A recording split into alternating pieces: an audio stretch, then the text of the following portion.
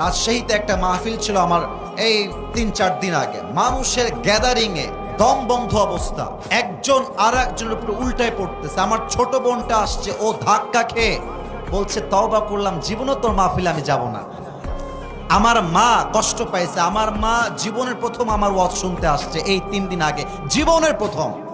আমার মা জায়গা পায় নাই, অটোর মধ্যে বসে বসে ওয়াজ শুনছে।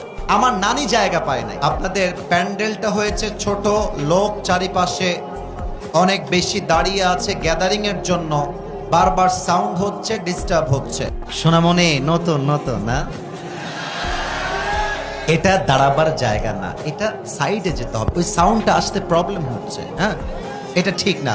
আপনারা একটু সাইড করে পেছনে চাপতে হবে। সেলফি তোলা, ভিডিও করা এটা ইম্পর্টেন্ট না, দেখাটা ইম্পর্টেন্ট না। কি বলছি এটা বোঝাটা হচ্ছে সবচেয়ে বেশি ইম্পর্টেন্ট। কথা ঠিক আছে আমার?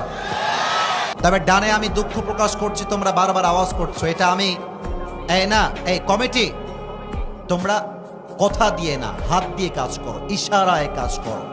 এই মাহফিলটার পরিবেশ নষ্ট করা যাবে না।